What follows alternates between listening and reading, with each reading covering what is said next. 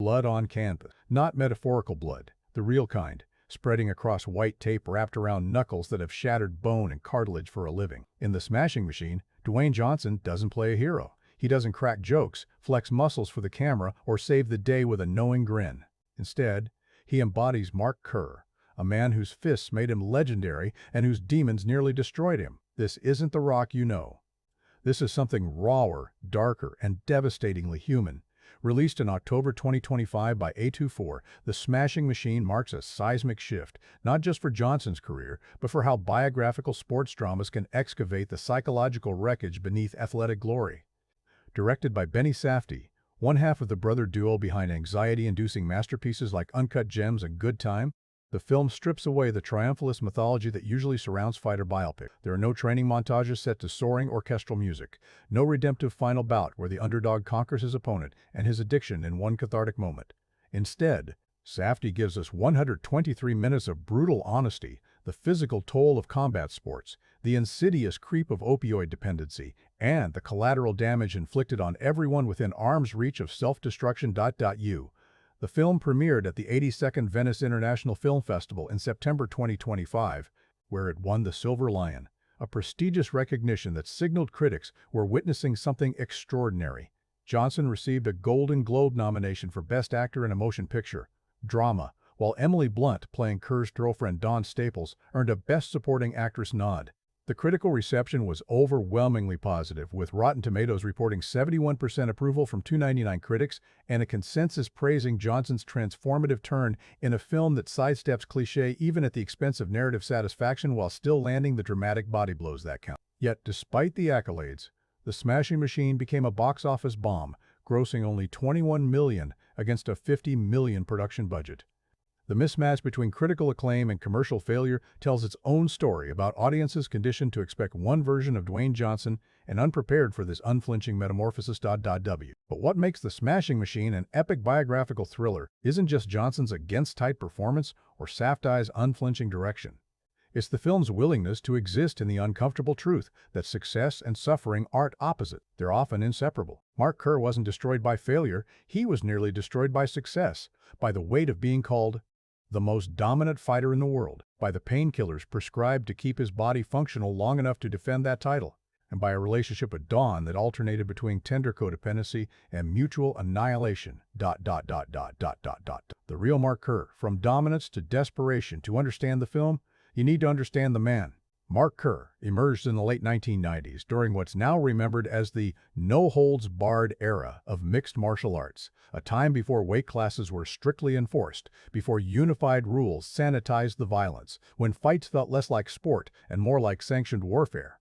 Kerr's background as an amateur wrestler gave him a foundation in grappling that most early MMA fighters lacked. He didn't just win fights, he obliterated opponents with a methodical brutality that earned him the nickname The Smashing Machine. His record speaks to a level of dominance that bordered on terrifying. But behind the victories, behind the championship belts and the paychecks from Japanese fight promotions, Kerr was medicating physical agony with opioids. The pill started as a necessity. How else could a body absorb the punishment of professional fighting and continue functioning? But necessity metastasized into dependence. The film doesn't shy away from this progression.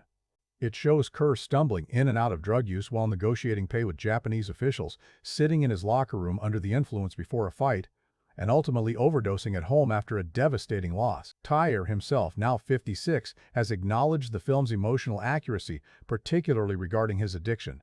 In interviews promoting the film, he admitted, "At that time, I didn't realize how it affected every single person in my life." That realization, that addiction isn't a solitary affliction but a contagion that spreads to loved ones, trainers, and anyone invested in the addict's survival form. The emotional core of Safdie's narrative. The director engaged in what he called deep discussions with Kerr to construct a story reflecting the complex interplay between his emotional and physical struggles. While Safdie took creative liberties, placing people in settings they weren't in, fabricating elements, interpreting events, he maintained what he calls authentic representation of Kerr's internal warfare. Safdie's vision, grit over glory. Safdie's filmography prepared audiences for intensity, but The Smashing Machine operates on a different register. Good Time and Uncut Gems were propulsive, anxiety-inducing thrill rides built on bad decisions, compounding into catastrophe. This film, by contrast, is more meditative, more interested in stillness than frenzy. Yes, there are fight scenes. Safdie stages them with bone-crunching realism, but the camera lingers longest on quieter devastation. Kerr sobbing alone in his locker room after a loss, Dawn attempting suicide following their breakup, the tremor in a fighter's hands as he measures out painkillers, ...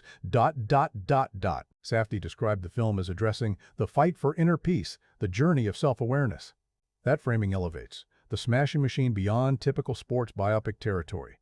This isn't Rocky. It isn't even Raging Bull, though the DNA is similar. Where Scorsese's masterpiece examined toxic masculinity through Jake LaMotta's self-destructive rage, Safdie explores something subtler, the way physical dominance can mask profound vulnerability. How winning in the cage doesn't translate to winning in life, and the isolating terror of realizing you can't fight your way out of every problem.us. The film's timeline, 1997 to 2000, captures Kerr's trajectory from undefeated champion to recovering addict who amounts to nothing special. That arc deliberately inverts the standard sports narrative. We're accustomed to underdog stories where someone rises from obscurity to greatness. The Smashing Machine gives us the opposite, a man who achieved greatness and then descended into obscurity, not because he lacked talent, but because his body betrayed him, his brain chemistry betrayed him. And the sport itself, with its gladiatorial economics and indifference to long-term health, betrayed him. Johnson's transformation, shoulders to thighs to eyes. Dwayne Johnson's casting initially raised eyebrows. Here's a man who built a global brand on charisma, on being the charming action hero who defeats villains and earthquakes with equal confidence. Could he credibly play broken? The answer, according to critics and audiences who've seen the film, is a resounding yes. Johnson committed fully. He adopted an accent, not his own voice, but something closer to Kerr's Midwestern cadence. He transformed his physicality, not into the hypermuscular spectacle of Black Adam or Fast and Furious, but into the dense, compact build of a heavyweight wrestler turned fighter. During production, Johnson actually suffered an elbow injury severe enough that he documented the damage in a video method dedication or unfortunate coincidence, but either way, it speaks to the physical investment required. Yet the real transformation happens in Johnson's eyes. One critic observed that when someone is on heroin, their eyes glaze over but do not defocus. It is not about the drowsy escape, it is the pleasure of balancing, for a moment, the mundane cruelties of life against an unstoppable contentment. Johnson captures this distinction. Watch his eyes in scenes where Kerr is using, there's a terrible stillness there, a vacancy that isn't quite absence, but rather the presence of something narcotic, something that temporarily holds suffering at bay without erasing consciousness. It's a performance built not on showboating, but on restraint, on allowing the audience to see the fissures in Kerr's armor without Johnson telegraphing every emotion. Emily Blunt matches Johnson's intensity as Dawn Staples, Kerr's girlfriend whose own struggles with addiction and mental health create a feedback loop of mutual destruction. The film depicts their relationship as complicated, an understatement that covers everything from tender domesticity, Kerr apologizing for scolding Dawn about making a protein shake incorrectly, to explosive arguments in locker rooms before fights to the horrifying aftermath of Dawn's suicide attempt. Blunt plays Dawn not as a victim or villain, but as someone equally trapped, someone whose hedonistic habits and emotional volatility aren't character flaws, but symptoms of the same pain that drives Kerr to opioids. A24's gamble, prestige over profit. The Smashing Machine represents A24's continued commitment to filmmaker-driven projects that prioritize artistic vision over commercial safety. The studio responsible for Best Picture winners like Everything Everywhere All at Once and Moonlight, as well as divisive auteur, works like Uncut Gems and Midsummer, has built its reputation on trusting directors to make uncompromising films. Benny Safdie fit perfectly into this model, a director with a proven track record for stress-inducing character studies who wanted to make a fighter biopic stripped of triumphalism. The film's $50 million budget was substantial by A24 standards, partly due to Johnson's involvement and the need to recreate late 90s MMA settings across locations including Albuquerque, New Mexico. Co-production partners included Magnetic Fields Entertainment and Out for the Count, with shooting also taking place in Japan and Canada. The international scope reflects Kerr's real-life career, which took him to Japanese fight promotions where paydays were larger, but the physical toll just as severe. Despite the prestige pedigree, Venice premiere, Golden Globe nominations, critical acclaim, The film's $21 million box office gross represents a significant financial disappointment. Multiple factors likely contributed: Johnson's fan base expecting spectacle rather than somber character study, A24's limited marketing reach compared to major studios, and the film's R rating and challenging subject matter restricting audience demographic. The theatrical release on October 3, 2025, positioned The Smashing Machine in a crowded fall season, competing against both awards contenders and blockbuster holdovers, yet commercial failure doesn't diminish artistic achievement. If anything, the box office numbers underscore the film's refusal to compromise. Safdie didn't make a movie designed to maximize ticket sales. He made a movie about a specific man during a specific period, exploring themes: addiction, masculinity, the human cost of combat sports that don't lend themselves to crowd-pleasing resolutions. Why this story matters. Now, in January 2026, as we look back at The Smashing Machine just months after its release, the film feels both timely and timeless as system context. The opioid epidemic that nearly destroyed Mark Kerr in the late 90s has only intensified, claiming hundreds of thousands of lives across America. General knowledge, combat sports, MMA, boxing, even football continue grappling with questions about long-term health consequences, CTE, and the ethics of entertainment built on physical trauma. General knowledge, and the archetype of the strong man who suffers in silence rather than seeking help remains tragically familiar. The Smashing Machine doesn't offer solutions. It doesn't end with Kerr clean, sober, and redeemed, training the next generation of fighters while delivering inspirational speeches. Instead, it offers something more valuable: empathy. It asks us to sit with discomfort, to watch a man destroy himself and those around him, and to understand that this destruction wasn't inevitable but rather the result of systemic failures, medical, athletic, personal, that converged on one human being who happened to be very good at hurting people professionally. This is epic biographical thriller, filmmaking at its most unflinching.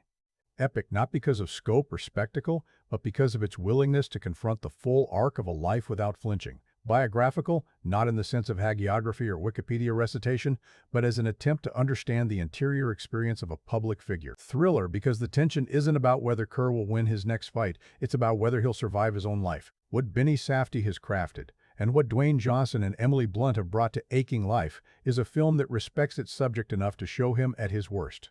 And in that unflinching honesty lies the film's deepest compassion. The film doesn't open on a victory, it opens on a man getting ready to survive. Early on, we're dropped into Kerr's world backstage before a fight, where the atmosphere feels less like a sports event and more like a battlefield staging area. You see the rituals, hands wrapped tight, Vaseline smeared on brows, trainers giving last-minute instructions that sound more like prayers than strategy. The camera stays close on his face, catching that strange mix of fear and focus that defines professional fighting. Even before the first punch is thrown, the story makes it clear that every walk to the ring is a walk towards something dangerous, not just for bodies, but for minds. From there, the film begins to sketch who Kerr is in this moment of his life: a dominant heavyweight, a wrestler turned MMA wrecking ball, whose entire identity is built on being the most unstoppable man in the cage. We see him in training, going through drills that are more grind than glory. Wrestling scrambles, clinch wars, endless rounds of grappling that leave him drenched in sweat and barely able to stand. These scenes underline that his dominance isn't an accident. It's the result of a life spent turning his body into a weapon. There is a sense of inevitability when he fights. He takes people down, smothers them, punishes them. The film uses these early victories not as feel-good triumphs, but as setup. This is the peak he's about to fall from. At the same time, Act 1 quietly introduces the cracks that will eventually split him open. The pain is already there, baked into his daily routine. He pops pills before and after training, not in some glamorous montage, but in mundane, almost boring moments, sitting in a car, slunked on a couch, hunched over in a locker room. These choices make addiction feel like background noise at first, something normal in this world of constant physical trauma. The story doesn't treat the drugs as a shocking twist. It treats them as a logical extension of a sport that asks more of a human body than a human body was designed to handle. This first act also defines the broader ecosystem around Kerr. Promoters care about his drawing power, not his well-being. Trainers ride the line between concern and complicity, knowing that if he can't perform, no one gets paid. Fans see only the highlight reels and win columns. The narrative never has to spell this out in a speech. You feel it through small interactions, negotiations backstage, brief conversations about pay, subtle pressure to push through, injury because the show must go on. It's here that the film begins to set up one of its central ideas. The machine isn't just Mark Kerr. It's the entire system that benefits from him smashing people for a living.us. Act 2, unraveling in real time. If the first act is about establishing dominance, the second is about watching that dominance slip away piece by piece. The momentum shifts, not in one big moment, but in a series of gradual losses. Control over his body, his relationships, and his own narrative. Fights get harder. Recovery takes longer. The pills go from pain management to emotional management. What started as a way to keep going becomes a way to avoid stopping long enough to feel anything. The film uses this middle stretch to intercut professional highs with personal collapses. Kerr still wins some fights, and when he does, those victories look almost indistinguishable from the old days. Takedowns, ground and pound, opponents who look like they've been hit by a truck. But the context has changed. Now, when he raises his hand in victory, the camera doesn't linger on the celebration. It cuts to the aftermath, the bruises, the swelling, the quiet moments alone where the adrenaline wears off and the pain rushes in. This contrast turns every win into something bittersweet. The story stops asking, "Can he win?" and starts asking, "How much is this win costing him?" It's in this act that the relationship with Dawn becomes central to the emotional stakes. Their bond is intense, messy, and unstable in a way that feels brutally honest rather than melodramatic. One moment, they're sharing small domestic scenes that hint at what a different life might look like. Him apologizing for snapping at her over something trivial, her fussing over his food or his supplements as if she can control his destiny by controlling his routine. The next moment, they're locked in heated arguments, often in the worst possible places, before a fight, after a loss, in the spaces where his fragility is already exposed. The story doesn't reduce them to fighter and supportive partner or addict and enabler. Instead, it shows two people caught in a cycle where love and damage are almost impossible to separate. As the drugs tighten their grip, the film starts to play with tension more like a thriller than a sports drama. Scenes of Kerr preparing for fights take on a different energy when you know he isn't just battling an opponent. He's battling the chemicals in his own system. There are moments where it's genuinely unclear whether he'll be able to step into the ring safely, whether his body will obey or betray him at the worst possible time. A key overdose sequence makes this explicit. After a particularly devastating setback, he retreats, uses, and slips into that terrifying in-between space where the line between numbing out and not waking up gets razor thin. That choice makes it hit harder. By the end of this act, the sense of inevitability that once surrounded his victories transfers to his decline. You can feel that the trajectory he's on doesn't end with another belt. It ends with something breaking that can't be taped up and fixed before the next event. The question shifts again from, how much is this costing him, to, is there any version of this life where he survives intact? Act 3. After the fall. The final movement of the story is where the smashing machine fully rejects the traditional sports biopic urge to wrap everything up in one grand redemptive moment. Instead of barreling toward a climactic one last fight designed to fix everything, the film moves toward something quieter and more unsettling, life after the aura fades. Professionally, Kerr's image changes. He's no longer the invincible monster everyone fears. He's a veteran with miles on his body and a reputation complicated by rumors about drugs and volatility. The film captures that shift not through exposition but through details, contract talks that feel less enthusiastic, audiences that react differently, peers and promoters who look at him with a mix of respect and calculation. The world that once seemed to orbit around him keeps spinning, and he feels smaller within it. Personally, the fallout is even harsher. The consequences of his addiction, his emotional outbursts, and his inability to separate his sense of self from his performance in the cage land hardest on the people closest to him. Dawn's crisis, culminating in a suicide attempt, functions as a devastating mirror. Where the fight showed us what happens when he channels pain outward, this moment shows what happens when pain has nowhere to go. The film doesn't frame this as her weakness or his singular fault. It frames it as the tragic endpoint of a relationship suffocated by unprocessed trauma, substances, and a lifestyle that leaves no room for real healing. The closing stretch, set around 2000, refuses to grant Kerr a neat transformation into a motivational figure. He doesn't step into a triumphant new role that explains away the damage. Instead, he's shown as someone trying to put himself back together with no guarantee that the pieces will fit the way they used to. One critic described this period as a portrait of a man who amounts to nothing special, and that phrasing is deliberate. It's not an insult, it's a recognition that most lives, even the ones that burn bright for a while, end up looking ordinary from the outside. What makes this ending powerful is that the story treats that ordinariness as something almost radical. It suggests that stepping away from the machine, losing the myth and facing the self, is its own kind of terrifying, necessary fight. Rather than closing on a freeze frame of victory or a title card listing later accomplishments, the film leaves you in a space of uneasy reflection. You've watched a man go from dominance to damage, from being the center of an industry's attention to being just another person trying to live with the consequences of his choices and the system that shaped them. That choice, ending not on a roar, but on a wounded, uncertain quiet, is exactly what makes the story feel epic in a different sense. It stretches beyond the boundaries of sports and biography into something more universal, a portrait of what happens when a human being is asked to be a weapon, and what's left when the world no longer needs that weapon to keep swinging. At the center of everything is Mark Kerr, and the film treats him as more than just a collection of headlines or fight statistics. He's introduced as a man who has already paid a heavy price to get where he is, long before the story shows us the worst of his spiral. His body is a record of accumulated trauma, taped joints, scar tissue, a stiffness in how he moves when he isn't in the cage. What makes him compelling isn't just the physical dominance, but the way that dominance is tied to a fragile sense of self. Being the most dominant fighter in the world isn't just his job, it's the scaffolding holding his identity together. Take that away, and there's not much underneath that he knows how to live with. Us. The film constantly frames him as someone pulled between two versions of himself. On one side, there's the disciplined wrestler who understands structure, routine, and the grind. On the other, there's the addict who reaches for pills as a shortcut to relief from the grind's consequences. He's never depicted as purely villainous or purely heroic. Instead, he's someone who makes decisions that are understandable and destructive at the same time. When he uses opioids to get through a fight camp, it makes sense in the moment. He's under contract, people are counting on him, and pain feels like an obstacle to be problem solved. The tragedy is that his solution becomes a bigger problem than the injuries ever were. Psychologically, Kerr's arc is driven by shame as much as ambition. Losses don't just hurt his record, they hit him in a place that feels existential. The camera often catches him in the aftermath of failure, alone, collapsed inward, barely able to meet anyone's eyes.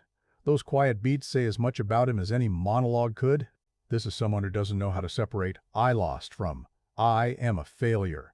That blurring of outcome and identity is what makes his addiction so difficult to escape. Every setback feels like proof that he's broken, which makes the numbness of drugs more seductive, which in turn creates more chaos. The film makes you feel how hard it is to break that loop once it's in place. Dawn Staples. Love, exhaustion, collapse. Dawn Staples could easily have been written as a one-note supportive girlfriend or a cautionary tale, but the story refuses to flatten her into a symbol. She's introduced not just as an accessory to Kerr's life, but as someone with her own volatility, desires, and wounds. Her relationship with him has genuine warmth. Small, human moments where she fusses over him, jokes with him, or tries to create some semblance of normalcy in a life built around chaos. Those scenes are important because they make it clear that there is something real between them, something that goes beyond mutual self-destruction. At the same time, Dawn is shown as a person already on the edge when we meet her. Her own self-destructive habits aren't simply things she picked up from being around a fighter. They're part of who she is, and they collide with Kerr's issues in ways that amplify the damage. When arguments erupt, they rarely feel like simple blame games. She can be cutting, manipulative, or reckless, but she can also be heartbreakingly vulnerable. The film allows you to see how exhausting it must be to live with someone in constant physical and emotional crisis, and how exhausting it must be to be that someone yourself.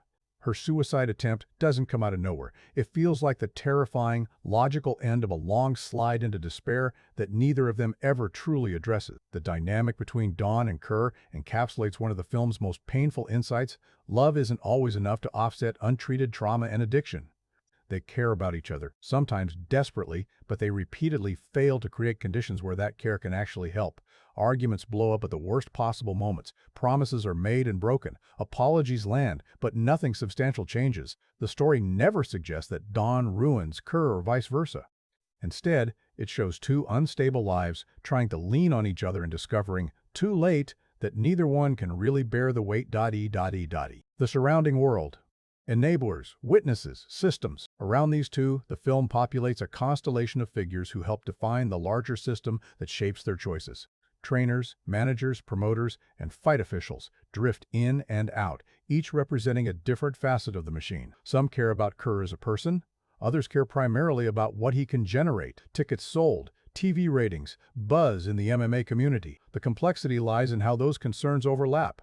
A trainer might genuinely want him to be safe and successful, yet still push him into a fight before he's ready because everyone's livelihood is tied to his ability to show up and perform. The story rarely paints these people as outright villains, which makes their role in sustaining the cycle more disturbing. The business side of combat sports comes through in brief but telling scenes, negotiations about pay, discussions about which fights are worth taking, glimpses of how promoters talk about Kerr when he isn't in the room. Those moments underline that his value in this ecosystem is transactional. As long as he wins and can physically step into the cage, he's an asset. When the wins become less reliable and his body and behavior more erratic, you can feel the temperature change. Respect turns into wariness, then into a kind of pragmatic distance. The film doesn't need a speech about exploitation. It lets you watch how quickly a sure thing can become a liability once the damage starts to show. Even the fans and media, though not deeply individualized, function as part of this broader character web. They're the ones who turn fighters into legends and then move on when those legends falter. The roar of the crowd when Kerr is on top contrasts sharply with the relative silence later, when he's no longer the newest or scariest presence in the sport. That contrast is crucial to understanding why his sense of self fractures so violently. If your entire identity has been mirrored back to you through other people's awe, what happens when that awe disappears? The film's answer is unsentimental. Most of the world keeps going, and you're left alone with the damage you've collected trying to keep them entertained. This segment stays centered on the character layer, how Kerr, Dawn, and the world around them create the emotional and psychological stakes that give the story its intensity. When you're ready, the next part can shift into technical craft, how the film is shot, edited, and scored to feel like an epic, anxious biography, or into thematic deep dive, depending on how you want to structure the following segment. The cinematography leans into physical vulnerability rather than glossy spectacle. Fights are shot in a way that keeps you uncomfortably close to the impact, sweat flying, skin folding, faces pressed into the canvas until it feels almost suffocating.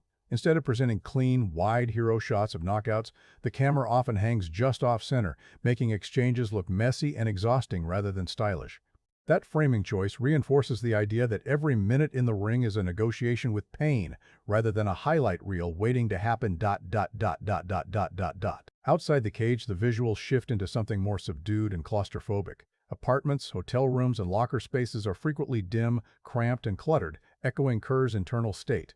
Hallways seem a little too narrow, ceilings a little too low, giving even mundane settings a sense of pressure. The color palette leans toward muted tones, sickly fluorescence backstage, washed-out interiors at home, stark whites in medical or training spaces, creating a contrast with the bright, performative lighting under the fight night spotlights. That contrast makes the public version of Kerr feel almost alien compared to the man staggering through his private life. Sound and score. Tension without release. The sound design emphasizes impact and fatigue rather than adrenaline. In fight sequences, every strike lands with weight, thuds against the mat, dull cracks of contact, heavy breathing that grows more ragged as rounds drag on. The crowd noise is sometimes pushed back in the mix so you're locked into Kerr's immediate sensory world, gloves brushing against his ears, corner shouts cutting through the chaos, the ring announcer's voice turning into background static. This use of selective perspective keeps you tethered to his experience instead of treating the bouts as pure spectacle. Musically, the score tends to resist big, triumphant cues. Instead of swelling themes when Kerr dominates, you get more restrained, sometimes uneasy textures, low, sustained tones, pulses that feel just a bit off, hints of melody that never quite resolve. These choices underscore that victories aren't uncomplicated highs. They carry an undercurrent of dread, as if each win might be the last time his body can endure this. During more intimate or despairing scenes, the music often pulls back, letting silence and ambient noise do most of the work. That restraint makes the few moments where the sound swells genuinely unsettling, because it feels like the audio is reflecting an internal panic rather than cheering him on. Editing and rhythm, living in the aftermath. The editing style avoids the classic sports, biopic momentum where everything builds predictably toward a single decisive match. Instead, the rhythm alternates between bursts of intensity and stretches of heavy stillness. Fights aren't overly cross-cut with rousing reaction shots. They're allowed to play out in a way that feels grinding. The cuts come faster when exchanges get wild, then linger when someone is pinned, exhausted, or just standing in their corner trying to catch a breath.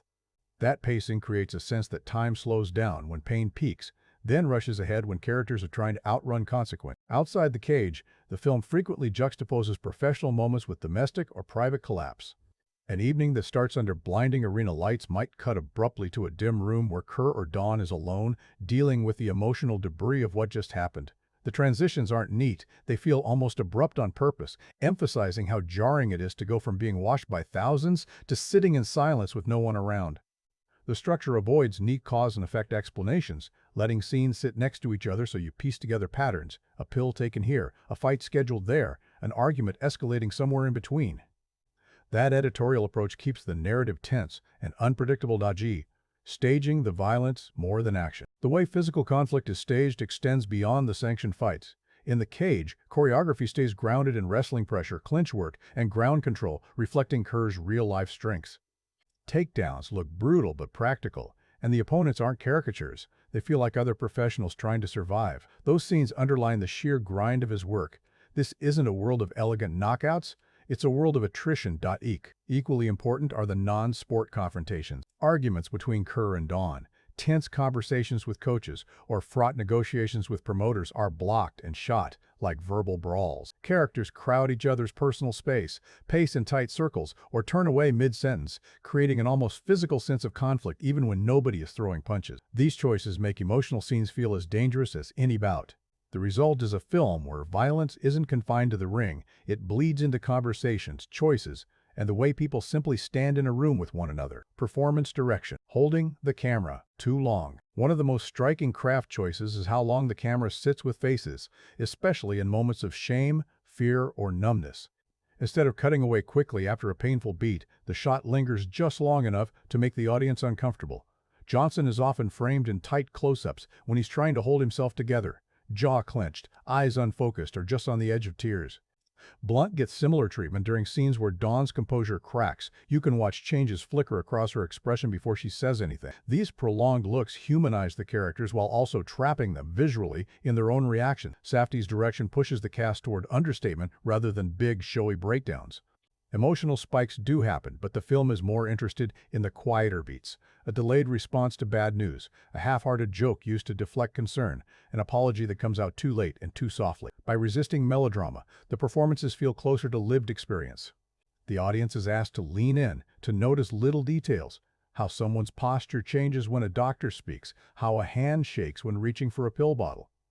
That subtlety is what lets the thriller energy coexist with grounded psychology. Tension comes from waiting for implosion, not from watching constant explosions. This segment stays focused on the technical craft, image, sound, editing, staging, and performance choices that make the film feel like a harsh, intimate epic.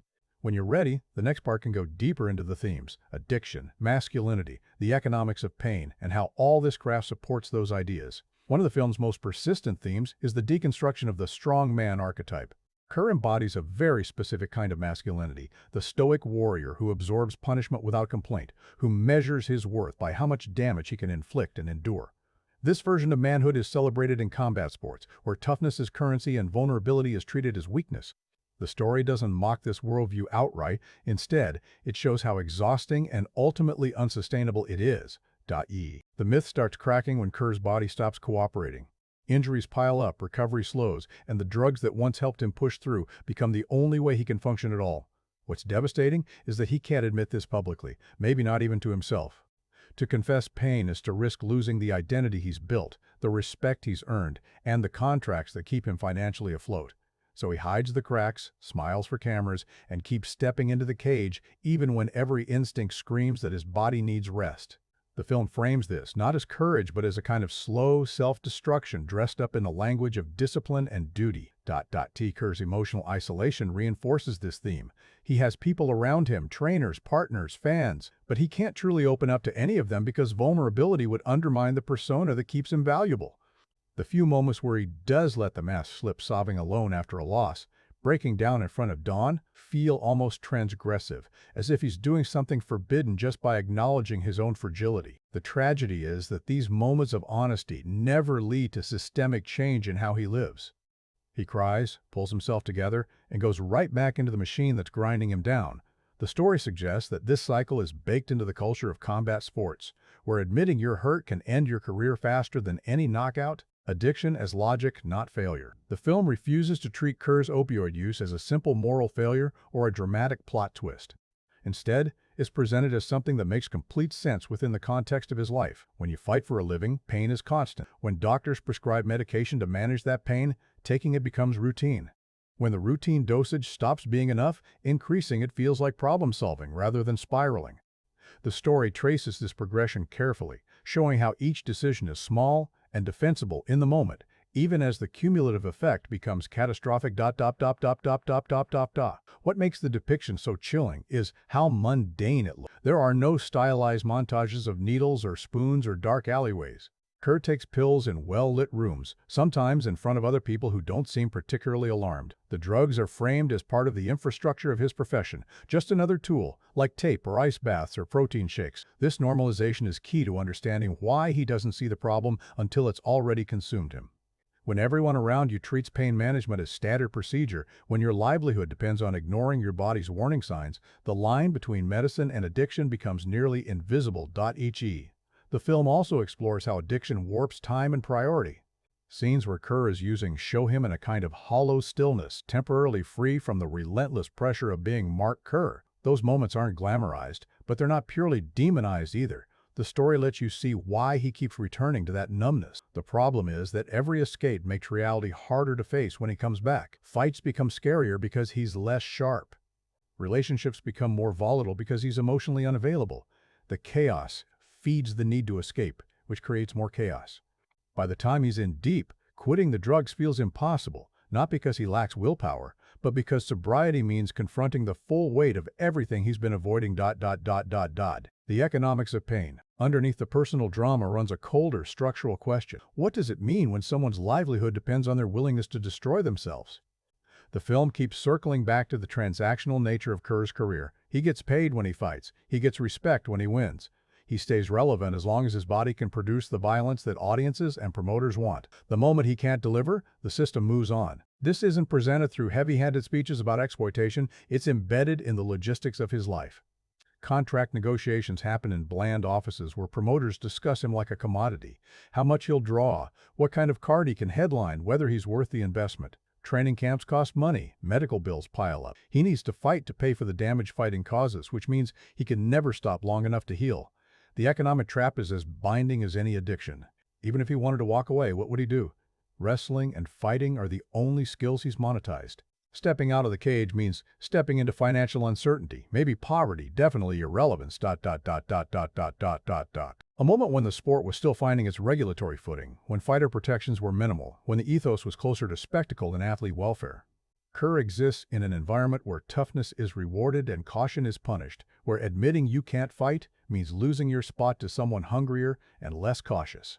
The story doesn't need to editorialize, it just shows you how the incentives are structured and lets you draw your own conclusions about who benefits and who pays the cost. Relationships as collateral damage. Beyond Kerr's individual decline, the film examines how his struggle radiates outward, damaging everyone close enough to care.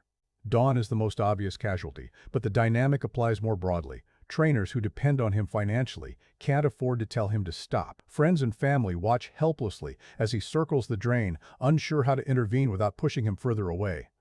The story's empathy extends to these peripheral figures, acknowledging that proximity to addiction or self-destruction often means being forced into impossible choices. The relationship between Kerr and Dawn becomes a microcosm of this theme. They cling to each other partly out of genuine affection, partly because they're both too unstable to build connections elsewhere.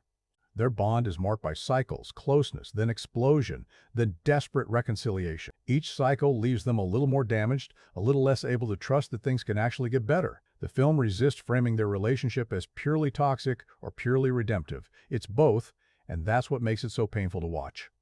They genuinely try to help each other, but neither has the tools or stability to break the patterns dragging them under. What the story underscores is that these aren't private dramas happening in isolation. The choices Kerr makes, to keep fighting, to use drugs, to prioritize performance over health, create ripples that destabilize everyone in his orbit. Dawn's mental health crisis isn't her fault, or his fault. In a simple cause-and-effect way, it's the result of two people drowning in proximity to each other, unable to save themselves, much less their partner. That recognition turns the film into something more than a biopic about one fighter.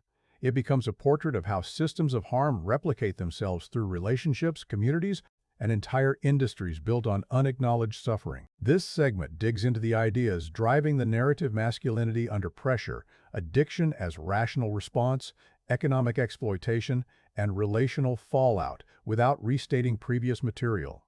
When you're ready, the next part can explore the film's cultural impact, legacy, and what it means within both the sports film genre and Dwayne Johnson's career evolution. The Smashing Machine deliberately positions itself against decades of sports movie convention. The genre has long trafficked in underdog narratives, comeback stories, and climactic victories that redeem earlier suffering. Think Rocky, Rudy, The Fighter, or Creed films, where pain and struggle are preludes to triumph, where the final bell or buzzer arrives at exactly the moment to validate everything that came before. Even darker entries like Raging Bull or The Wrestler allow their protagonists moments of transcendence, however brief or compromised. This film refuses that structure. There's no triumphant final fight that justifies the years of damage. There's no speech about heart and determination that makes the audience stand up and cheer. Instead, the story ends in ambiguity and exhaustion, with Kerr facing the prospect of an ordinary life stripped of the mythology that once defined him. That choice aligns the film more closely with European art house approaches to biographical storytelling, films that resist emotional catharsis in favor of uncomfortable honesty. It's a gamble that likely contributed to the box office disappointment. Audiences conditioned by genre expectations showed up for a Dwayne Johnson sports movie and got something far more austere and unforgiving. The film also diverges from the sports as metaphor. Tradition, where athletic competition stands in for larger American ideals like meritocracy, perseverance, or redemption. Here, fighting is presented not as metaphor but as labor, brutal, poorly regulated, economically exploitative labor that leaves workers physically and psychologically ruined. That framing strips away the romanticism that usually surrounds combat sports cinema. Instead of celebrating the warrior spirit, the story interrogates what society asks of people willing to bleed for entertainment, and whether the cost is ever truly accounted for. Johnson's career pivot, risk and reinvention. For Dwayne Johnson, The Smashing Machine represents the most significant artistic risk of his career. By 2025, Johnson had spent 2 decades building one of the most bankable brands in Hollywood, an empire constructed on charisma, action spectacle, and family-friendly blockbusters that generated billions at the global box office. His persona was so established that audiences around the world knew exactly what to expect: charm, physicality, humor, and heroes who win decisively. Choosing to play Mark Kerr meant dismantling that persona entirely. Johnson adopts a different voice, different body language, different energy. Gone is the winking self-awareness that defined his action roles. In its place is raw interiority, shame, and barely contained desperation. The risk wasn't just professional, it was personal. Johnson has been open about his own struggles with depression, and inhabiting a character defined by self-destruction and chemical dependency required confronting psychological territory that could have felt uncomfortably close. The critical response validated the gamble. Johnson's Golden Globe nomination for Best Actor. Drama signaled that industry peers recognized his transformation. Reviews consistently highlighted his lived-in, emotionally raw performance, praising his willingness to be unglamorous, vulnerable, and deeply unheroic. One assessment noted that he disappears into the role, a remarkable achievement for an actor whose public image is usually so omnipresent that it threatens to overwhelm any character he plays. Yet the commercial failure complicates the narrative. The $21 million gross against a $50 million budget suggests that Johnson's core audience wasn't interested in watching him suffer on screen, and potential art house viewers might have been skeptical that The Rock could deliver the performance the material demanded. This disconnect raises questions about typecasting, audience loyalty, and whether movie stars can successfully pivot late in their careers without alienating the fan bases that made them stars in the first place. A24 and the prestige gamble. The film also fits into A24's ongoing project of redefining what independent cinema can accomplish. Since its founding, the studio has specialized in auteur-driven work that prioritizes vision over commercial safety films like The Lighthouse, Hereditary, and uncut gems that provoke, challenge, and occasionally alienate mainstream audiences while building devoted cult followings. The Smashing Machine slots naturally into this catalog. A director known for intense character studies, a dramatic departure for a major star, and subject matter designed to unsettle rather than comfort. What distinguishes this project is scale. A $50 million budget is substantial for A24, reflecting the costs associated with Johnson's involvement, international shooting locations, and the need to convincingly recreate late 90s MMA environment. The investment signaled confidence that the combination of Johnson's star power and Safdie's critical cachet could bridge the gap between prestige and profitability. That bet didn't pay off financially, but it did generate significant cultural conversation festival buzz, awards attention, and the kind of critical discourse that establishes a film's place in cinema history, even when ticket sales disappoint. The Venice premiere and Silver Lion win provided crucial validation, positioning the film as a serious artistic achievement rather than merely a curious career detour for Johnson. European festival audiences and critics, often more receptive to downbeat, psychologically complex narratives than their American counterparts, embraced the film's refusal to compromise. That international acclaim helped secure distribution and critical attention that might otherwise have eluded a dark, uncommercial biopic. Reception and the expectations gap. The critical consensus on Rotten Tomatoes, 71% from 299 reviews, reflects a divided but largely appreciative response. Critics praised the performances, Safdie's direction, and the film's thematic ambition, while occasionally noting that the narrative structure feels more episodic than propulsive, and that the refusal to provide emotional catharsis might frustrate viewers seeking traditional storytelling satisfaction. The phrase, sidesteps cliché even at the expense of narrative satisfaction, captures this tension perfectly. The film gains integrity by rejecting convention, but that integrity comes at the cost of accessibility. Audience reception, harder to quantify with the limited theatrical release, likely skewed toward disappointment among casual viewers expecting a Johnson-star vehicle and appreciation among cinephiles prepared for Safdie's aesthetic. The mismatch between marketing, necessarily centered on Johnson's star power, and actual content, a grueling character study, almost guaranteed that some ticket buyers would feel misled. This disconnect is emblematic of a broader challenge facing prestige films with major stars. How do you market a movie that depends on name recognition to find an audience, when that same name recognition creates false expectations about what the movie will deliver? Historical context, MMA, and the opioid crisis. The film's dual focus on late 90s, mixed martial arts and opioid addiction gives it a specific historical resonance. The period depicted represents MMA's transition from underground spectacle to quasi-legitimate sport, still brutal, still under-regulated, but beginning to gain mainstream visibility. Kerr's career coincided with this evolution, and his struggles reflect the costs of operating in an industry that hadn't yet established comprehensive safety protocols or long-term health care for fighters. Simultaneously, the opioid crisis that nearly killed Kerr was only beginning to register as a national emergency in the late 90s.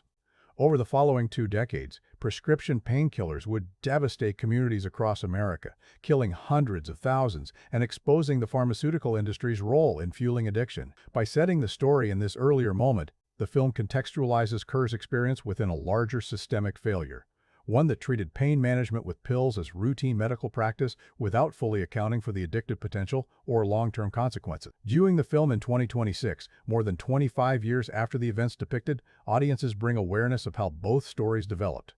MMA evolved into a multi-billion-dollar global industry with better, though still imperfect, safety standards. The opioid epidemic became one of the defining public health crises of the early 21st century. That hindsight adds layers of tragedy to Kerr's story. He was navigating forces, both industrial and pharmaceutical, that would later be recognized as dangerously broken, but in his moment, those forces were just how things worked. The film's refusal to judge him harshly reflects this understanding. He wasn't making uniquely bad choices. He was responding rationally to an irrational system. This segment situates the film within genre traditions, Johnson's career, A24's strategy, critical commercial reception, and historical context without repeating earlier material.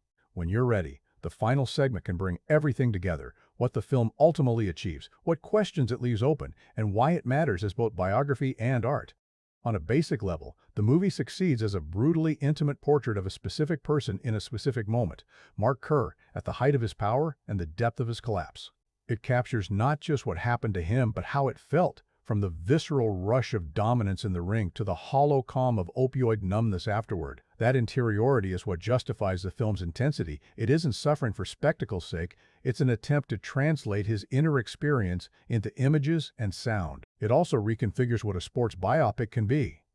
By denying the audience an easy catharsis and refusing to frame pain as a price worth paying for glory, the film becomes less about achievement and more about cost. It treats victories as temporary reprieves rather than ultimate goals, and it allows the story to end without a grand statement about redemption.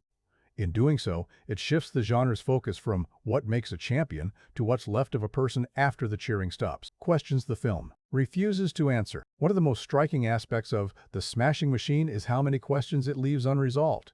It doesn't tell you whether Kerr ever finds lasting stability or happiness.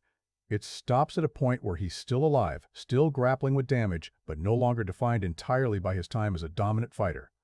That open-endedness feels honest to the realities of addiction and recovery, where fixed is rarely a permanent state and backsliding is always a possibility. 9t. The film also sidesteps any definitive judgment on the industry that shaped him. It shows how promotions, medical practices, and cultural expectations contributed to his downfall, but it doesn't end with a call to reform or a villain monologue explaining the system. Instead, it trusts viewers to recognize the patterns, the economic incentives that keep athletes pushing past their limits, the medical normalization of powerful painkillers, the way spectators become complicit by cheering outcomes without considering the process that produced them. That restraint keeps the film from turning into a thesis statement and preserves its power as a character study.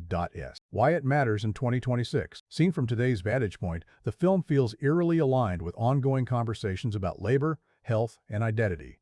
The idea of a person's body being treated as a resource to be depleted isn't unique to combat sports. It echoes across contact athletics, manual work, and even white-collar environments where burnout is normalized.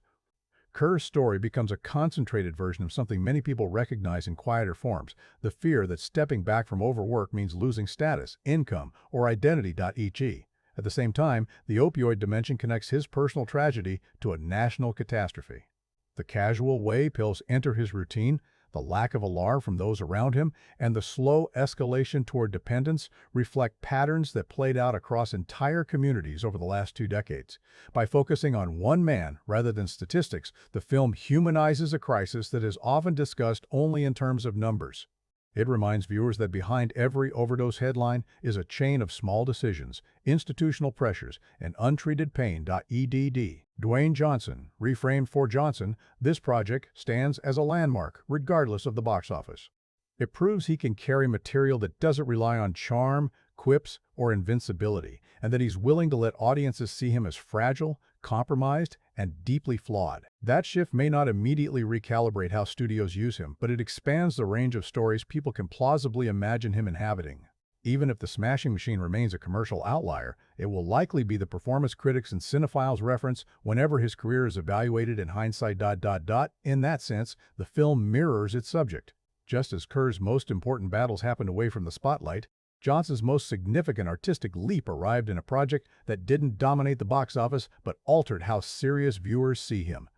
The discrepancy between financial outcome and artistic impact becomes part of the story. Not everything that matters in cinema is measured in ticket sales, and not every career-defining role comes wrapped in a crowd-pleasing package. A quiet, lasting impact. Ultimately, The Smashing Machine feels like the kind of film that grows in stature over time.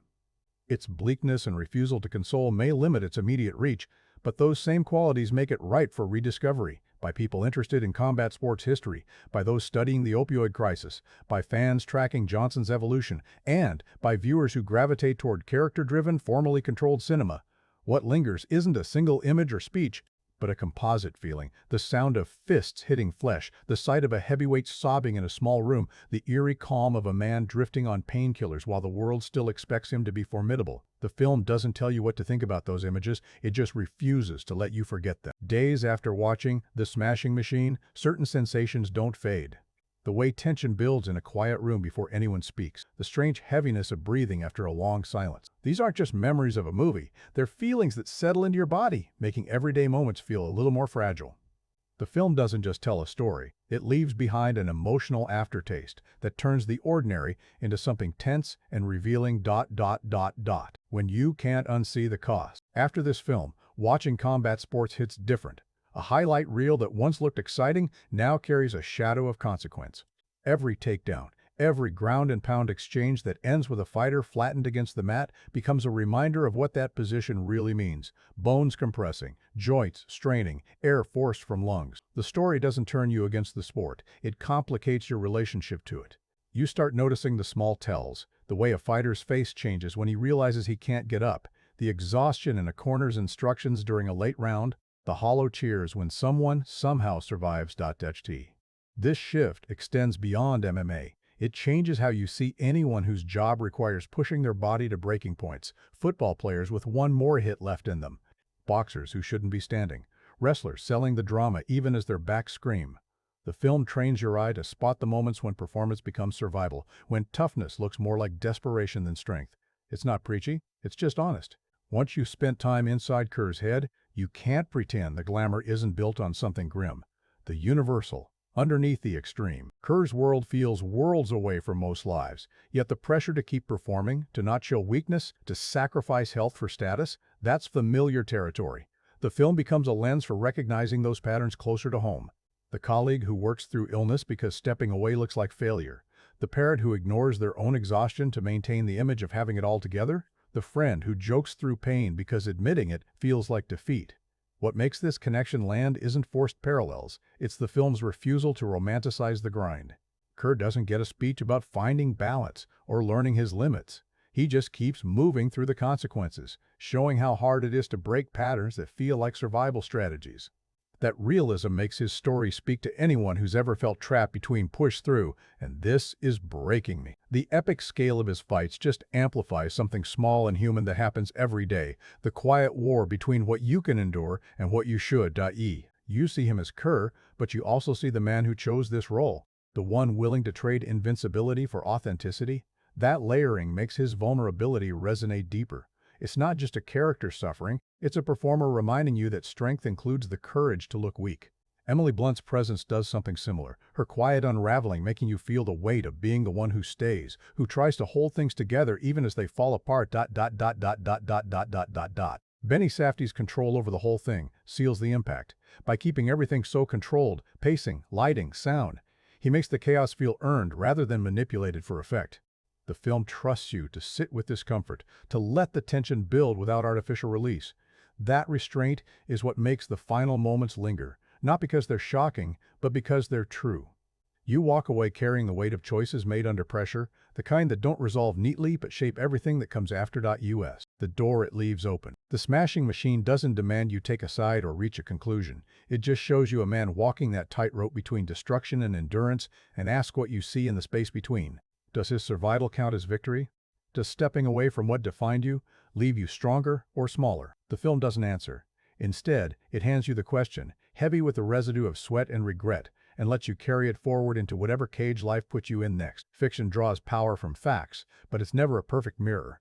The smashing machine is based on real events, real people, and real devastation, yet it's filtered through Benny Safdie's vision and shaped by narrative necessity. Understanding where the film aligns with documented history and where it diverges adds another dimension to what you've already watched.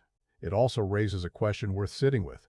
When someone lets their darkest years become entertainment, what does that cost them all over again? What happened after the film's timeline ends? The movie closes around 2000, leaving Kerr's future ambiguous. Reality filled in the rest, and it's messier than any neat ending could capture. His career never recovered from the brutal pride loss depicted in the film's final act. He kept trying, fought sporadically over the next decade, but every bout ended in defeat. By 2010, his fighting career was definitively over.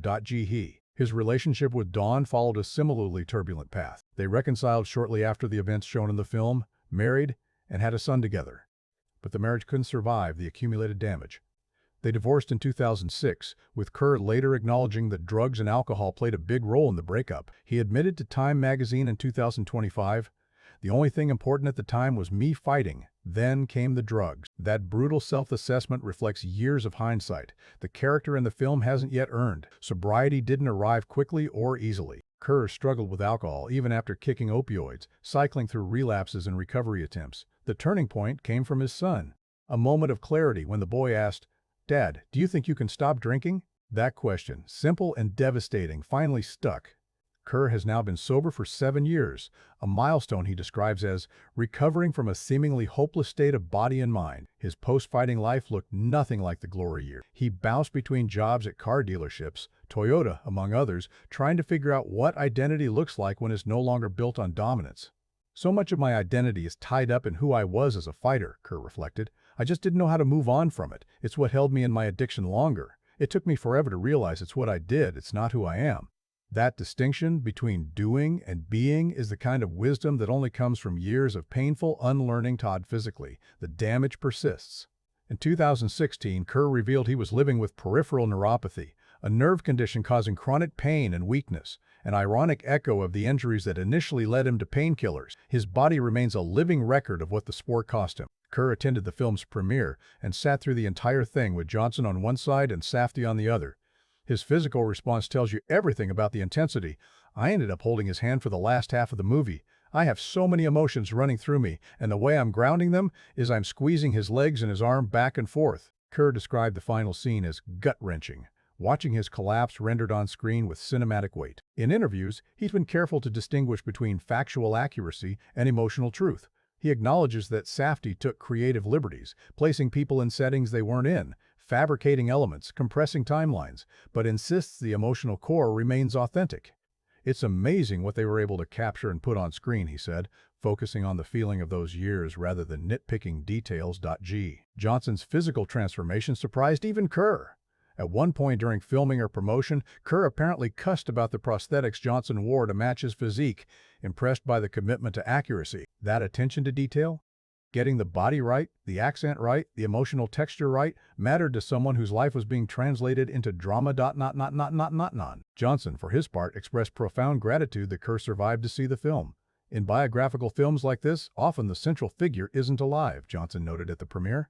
So I am truly thankful that he is. He reframed the project as not a fight movie, it's a life movie, emphasizing that Kerr's experience, pressure, failure, coping mechanisms, survival resonates far beyond MMA.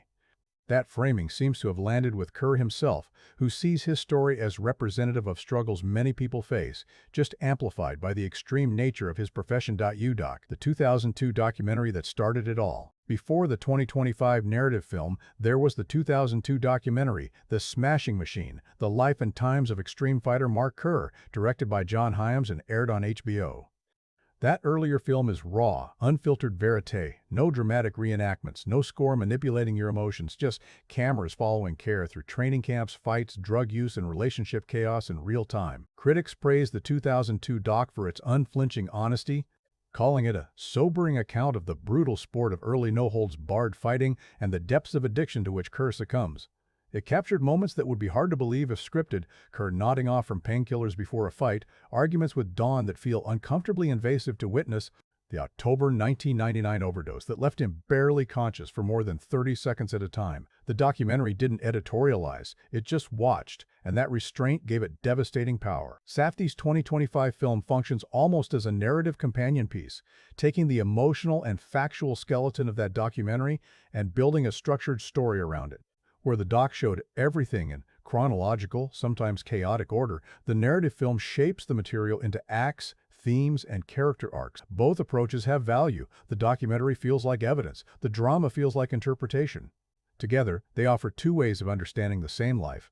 One as witness, one as storyteller. Watching both reveals how much craft goes into turning life into narrative. The 2002 doc includes footage of Kerr's rematch with Igor Vovchanchin at Pride 12, where he lost by decision. A fight the 2025 film doesn't depict, choosing instead to end on an earlier, more symbolically devastating loss. That omission isn't dishonesty, it's narrative economy. The film doesn't need every fight to make its point about decline and consequence. It needs the right fight, the one that best serves the emotional truth it's after. Where fiction serves truth better than fact. Safdie's creative liberties aren't betrayals, they're translations. Compressing years into scenes, combining minor figures into composite characters, inventing dialogue that captures the spirit of what was said rather than exact transcripts. These choices make the story coherent and emotionally penetrable in ways pure documentary footage can't. The goal isn't Wikipedia accuracy, it's getting to the feeling underneath the facts. Kerr seems to understand this distinction. He doesn't complain about scenes that didn't happen exactly as shown. Instead, He focuses on whether the film captures what it felt like to live through that period, the shame, the desperation, the way addiction makes every choice feel both inevitable and avoidable.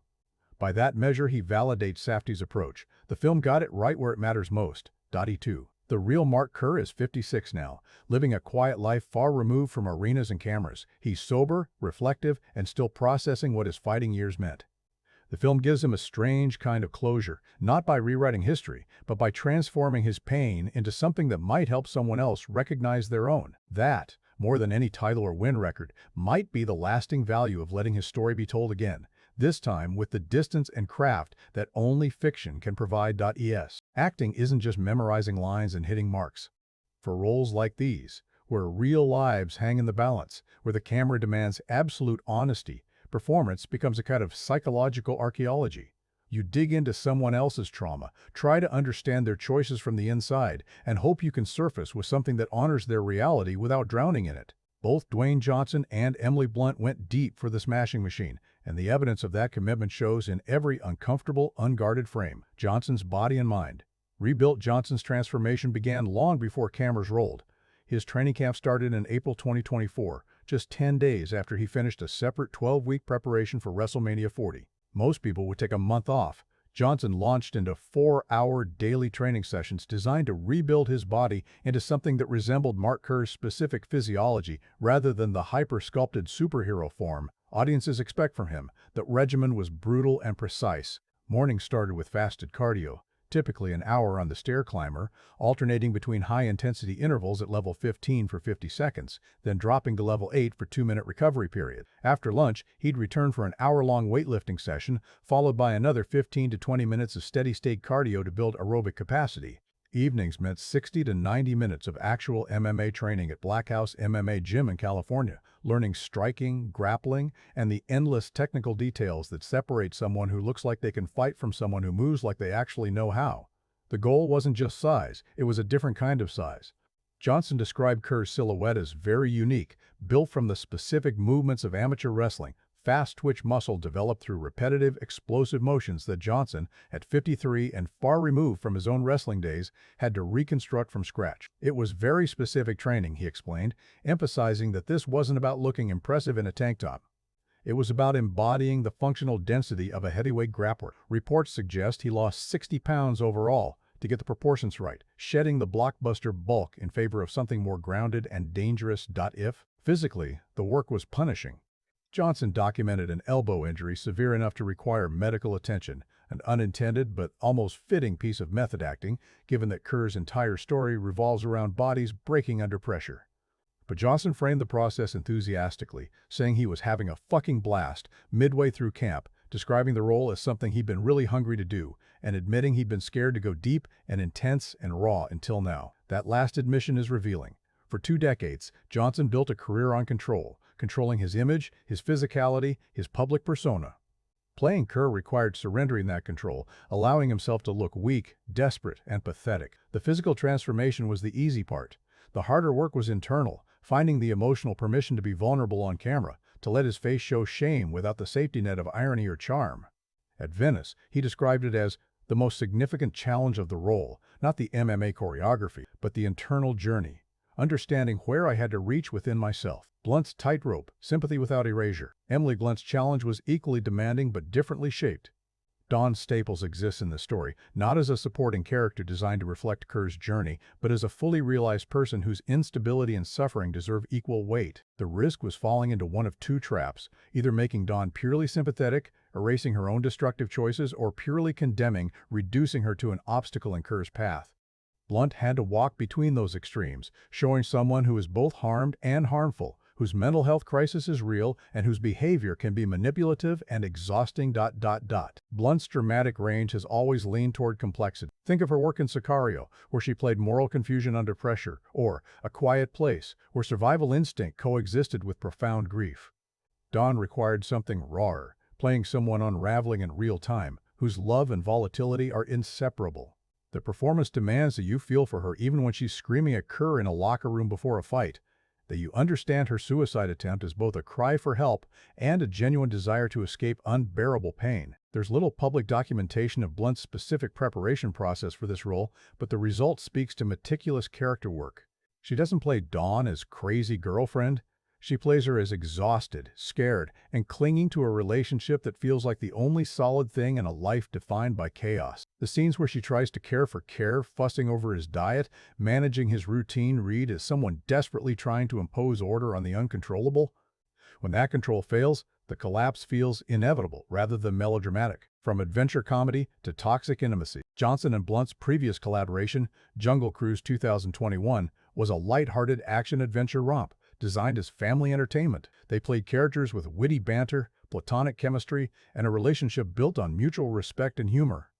Critics noted their energy was infectious, that they were clearly having a blast together, and that their dynamic worked best as a buddy cop partnership rather than romance. That film earned $221 million globally and established them as a bankable on-screen pairing. The Smashing Machine required them to recalibrate everything.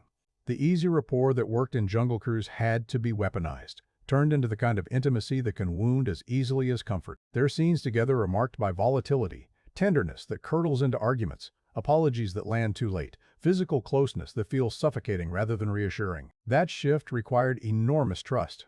To perform a relationship that toxic, convincingly, both actors had to feel safe enough to go to ugly emotional places without worrying that the ugliness would bleed into their real working dynamic. The contrast between the two films highlights their range as performers. In one, they're adventurers cracking jokes while dodging CGI threats. In the other, they're two people trapped in a relationship that's killing them both, unable to leave because they don't know who they are without each other.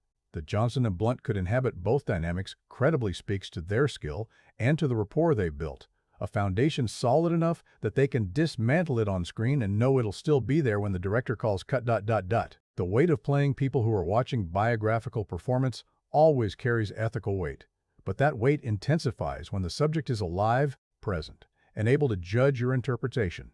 Johnson knew Mark Kerr would see this film, would sit in a theater and watch his worst years rendered as drama. That knowledge adds pressure. You want to honor the person's truth, but you also have to serve the story, which might require emphasizing certain elements or simplifying others for narrative clarity. Johnson handled this by staying in close contact with Kerr throughout the process. The premiere became an emotional crescendo, with Kerr holding Johnson's hand and squeezing his arm for the film's entire second half, physically grounding himself as he watched his trauma replayed. Johnson's gratitude that Kerr survived to see the film suggests he understands the stakes. This isn't just a performance, it's a portrait of someone's lived pain, and getting it wrong means disrespecting real suffering. For Blunt, the situation was slightly different. Dawn Staples is less publicly known, and there's less documented interaction between her and the production. But the same principle applies. She's playing a real person who lived through real hell, whose mental health struggles and suicide attempt aren't fictional plot points but actual events with lasting consequences. That responsibility shapes how you approach the role. You can't ham it up or play for sympathy in ways that distort the reality. You have to find the truth in the character and trust that truth will resonate, even if it makes the person uncomfortable or unlikable at times. The result is two performances stripped of vanity. Johnson lets his face crumple in ways that aren't flattering. Blunt allows Dawn to be shrill, needy, and difficult without softening the edges. Both actors chose accuracy over likability, honoring their real-life counterparts by refusing to make their pain prettier than it was. That choice, to prioritize truth over audience comfort, is what makes their work in the Smashing Machine career-defining, regardless of box office returns. Benny Safdie's name has long been inseparable from his brother Josh's. Together, they created two of the most anxiety-inducing films of the past decade, Good Time, 2017, a neon-drenched chase thriller that never lets you breathe, and Uncut Gems 2019, a chaotic symphony of bad decisions and compulsive self-destruction. Those movies defined a signature style, propulsive energy, handheld cameras that feel like they're running alongside the characters, New York City as a pressure cooker. The Smashing Machine marks Benny's first feature as a solo director, and the result is both evolutionary and revelatory. Breaking from the brothers' shadow, the split between the Safdie brothers wasn't dramatic or public. Benny had been acting more starring in Oppenheimer and co-creating the satirical series The Curse with Nathan Fielder, while Josh continued developing projects like the anticipated Uncut Gems sequel. By 2023, Benny was ready to direct alone. "I had been acting independently for some time, which brings a certain level of autonomy," he told The Hollywood Reporter at the Los Angeles premiere. Directing, The smashing machine felt like a natural step, not a rebellion. What changed without Josh? The frenetic pace that defined their collaborative work slows into something more deliberate. Good time and uncut gems move like panic attacks, quick cuts, overlapping dialogue, a constant sense of impending disaster. This film still carries Safdie's DNA tension that simmers beneath every frame, but it's more controlled, more patient. Scenes breathe. Silence has weight. The camera lingers on faces in ways the brothers' films rarely did, allowing discomfort to build gradually rather than exploding immediately. Safdie has described the solo process as facing his fears head-on. To be honest, I've faced my fears and leaped into this, he reflected. That leap shows in the film's structure, less reliant on kinetic momentum, more focused on sustained emotional observation. Where Josh's influence might have pushed for more chaos, Benny's solo voice opts for restraint, a choice that makes the eventual breakdowns hit harder. Safdie signatures, reconfigured. Even alone, Safdie's obsessions remain. Characters trapped by circumstances and their own compulsions? Check. Here. It's Kerr's addiction, and the fight game's economics rather than gambling debts or botched robberies. Invasive, handheld camera work that makes you feel like an unwelcome witness? Present and accounted for, especially in the cage sequences and domestic arguments. A preference for character actors who disappear into their roles rather than movie stars who announce their presence?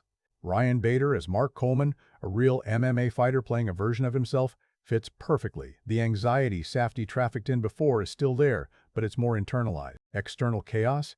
Crowds, traffic, overlapping conversations gives way to internal pressure, the silence before a fight, the tremor in a hand reaching for pills, the way light catches sweat on a bruised forehead.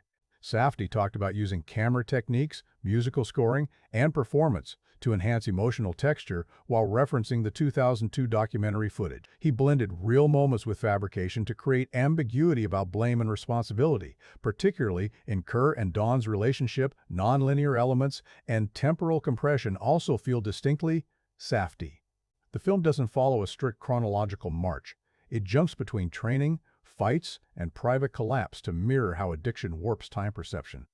That disorientation feeling like you're catching fragments of a life unraveling echoes the brothers' earlier work but serves a biographical purpose here. Influences that echo through the frames. Safdie wears his influences openly, and Raging Bull looms large. Both films center on fighters whose self-destruction happens as much inside the ring of their own minds as in actual bouts. Like Scorsese, Safdie uses the physicality of combat not for spectacle, but as a window into psychological collapse. Black and white flashbacks aren't replicated exactly, but the contrast between Kerr's public dominance and private humiliation feels like a spiritual successor. Documentary DNA runs deep too.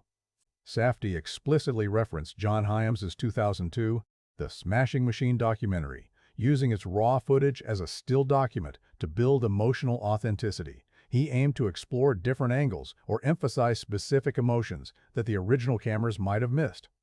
That verite approach, unflinching observation without heavy editorializing, marks a maturation from the brothers' more stylized chaos. Other echoes surface, the relentless pressure cooker of the wrestler, the way bodies become commodities in early MMA, mirroring the dehumanizing grind of New York hustlers and uncut gems. Safdie's New York roots show up even in Albuquerque and Japan locations, the sense that no matter where you go, the cage of expectation follows. His background as a filmmaker who grew up around Queens dive bars and street life informs how he shoots spaces, cramped, lived in, hostile to escape. What this solo debut signals. The Smashing Machine announces Benny Safdie as a director capable of range. The propulsive urban thrillers that defined him with Josh evolve into something more contemplative here. A character study that sustains tension through stillness rather than speed. Venice's Silver Lion for Best Direction validated that growth, recognizing a filmmaker who could harness a major star like Johnson while maintaining authorial voice. The film's commercial struggles might test that independence, but they don't diminish its achievement. Safdie has already moved on, developing a 6-episode HBO boxing series and another undisclosed project he plans to direct solo. He's also attached to adapt Lizard music for Amazon MGM Studios with Johnson. That quick pivot suggests confidence. The solo debut didn't break him. It clarified what he wants to pursue. More importantly, it proves Safdie's style isn't dependent on his brother. The anxiety, the character focus, the refusal to let viewers off easy, those are Benny's signatures, refined through collaboration but fully realized alone. The Smashing Machine feels like a declaration. The kinetic chaos of the past was one mode. This sustained, painful observation is another. Both belong to him. Every space in the smashing machine feels like a kind of prison. Sometimes the bars are literal, chain-link fencing forming an octagon where men hurt each other for money. Other times, the confinement is psychological, dim apartments where arguments echo, hotel rooms that could be anywhere or nowhere, locker rooms where silence presses down like humidity. Production designer James Chinland and cinematographer Maceo Bishop constructed an environment where escape is never really an option, no matter how far Kerr travels or how many fights he wins. The octagon, freedom, inside the trap. The fighting cage, officially called an octagon in modern MMA, is where Kerr is supposed to be most powerful. It's his workspace, the arena where his dominance translates into paychecks and reputation. Yet Safdie and Bishop shoot it not as a stage for heroism but as a trap that happens to reward violence. The camera often stays at ringside level, limiting the audience's perspective to what you'd see if you were sitting close enough to hear bone hit canvas. Two cameras positioned on opposite sides of the cage capture action without floating omnisciently above it, grounding you in the same limited sightlines as the people who paid to watch. Du for the Pride Grand Prix sequences shot in Vancouver. The production initially considered using a volume stage with CG backgrounds to simulate the massive Japanese arenas. Chinland found an actual arena instead, smaller than the real Pride venues but authentic enough to feel the depth and scale without artificial enhancement. That choice matters. The space feels real, which means the cage inside it feels like an actual container rather than a digital effect. When Kerr enters, you sense the physical dimensions closing around him, even as thousands of faces blur into background noise. Ish. The lighting inside the octagon shifts depending on narrative moment. Early fights bathe him in bright, dramatic spotlights that emphasize spectacle. This is when he's still winning, still valuable. Later bouts feel harsher, more clinical, as if the lights expose rather than glorify. Bishop and Safdie use 16mm film for most fight sequences, a format choice that adds grain and texture, making the violence look less polished and more visceral. The grain becomes another kind of cage, visual noise that traps the image in a specific time and aesthetic, refusing the clean digital sheen that would let audiences forget. This is about bodies breaking down. Paradoxically, the octagon is also where Kerr looks most free. When he's fighting, his purpose is clear: dominate, survive, win. The confusion and pain that define his life outside the cage disappear for 15 or 25 minutes. Inside, the rules are simple. Outside, everything is ambiguous and impossible to control. Safdie captures this irony by keeping the cage shots relatively steady and composed, while domestic and backstage scenes often feel handheld and chaotic. The place that should feel most dangerous becomes the place where Kerr knows exactly who he's supposed to be. Domestic spaces, compression and decay. Home is never a refuge. The apartments and hotel rooms where Kerr and Dawn live are small, cluttered, and suffused with drab lighting that flattens color into shades of beige and gray. Chinland's production design emphasizes cramped quarters, furniture that's too big for the space, belongings piled on surfaces, walls that seem closer than they should be. These aren't the sleek apartments of successful athletes. They're the transient spaces of people whose income is unpredictable and whose lives feel provisional. Arena spotlights are harsh and bright, turning Kerr into a spectacle. Home lighting is dim, often coming from single sources. A lamp in the corner, overhead fluorescents that buzz faintly.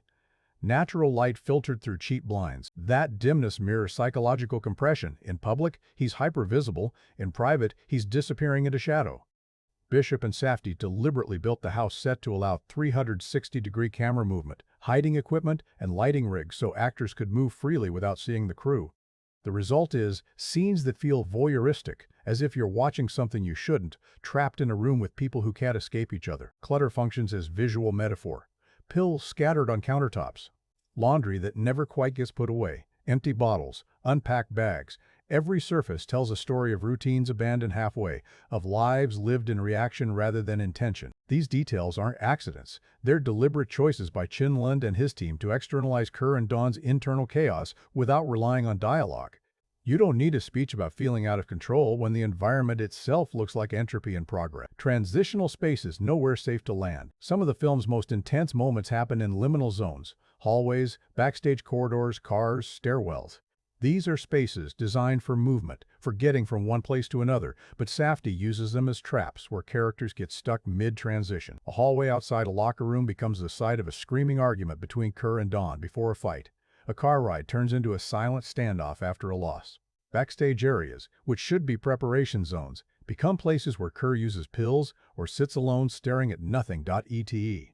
The production shot extensively in Albuquerque, using locations like the C&M Montoya campus and local businesses such as Bob's Burgers to create a sense of anonymous American geography. These places could be anywhere, the kind of nondescript settings that define life on the road for fighters who spend more time traveling than home. Tokyo sequences add international scope but refuse to glamorize the location. Japanese arenas and hotels look as imprisoning as their American counterparts. Even a trip to Canada for shooting didn't change the visual language. Every space, regardless of country, functions as another version of the same cage. E.t. Safdie's refusal to offer visual breathers, moments where the environment opens up, where characters can relax, creates cumulative pressure. There's no wide shot of a beautiful landscape that lets the audience exhale. No peaceful morning scene where sunlight streams through clean windows. Every frame reinforces that. Wherever Kerr goes, the walls come with him. Geography is destiny, no escape through distance. The film spans continents, New Mexico, Japan, Canada. But geography doesn't offer liberation.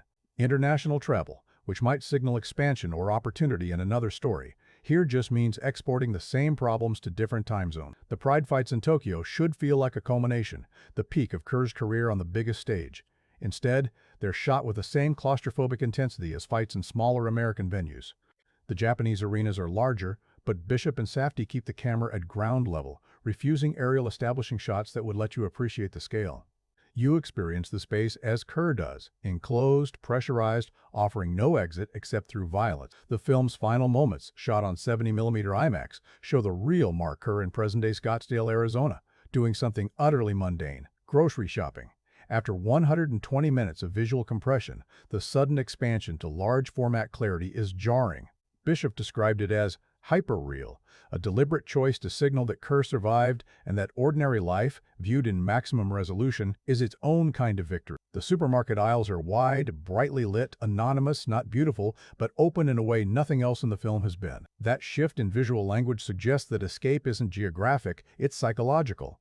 Only by stepping away from the cage entirely, professionally, mentally, can space stop feeling like a trap. Throughout, the production's use of 16mm film for the bulk of the narrative keeps the image tactile and constrained. The format's narrower aspect ratio and visible grain create a boxed-in feeling even in wide shots. Switching to broadcast video using vintage Ikegami HL59 cameras for interview sequences adds another layer of confinement. The low-resolution, boxy framing of 90s television that makes Kerr look like archival footage, a man already trapped in the past while still living it. Space in the smashing machine isn't neutral, it's active, oppressive, and inescapable. Whether Kerr is in the octagon or on a couch, in Albuquerque or Tokyo, the architecture closes in. Chinlund and Bishop's collaboration creates a visual language where every environment becomes another version of the same question: how do you survive when there's nowhere to go that isn't a cage?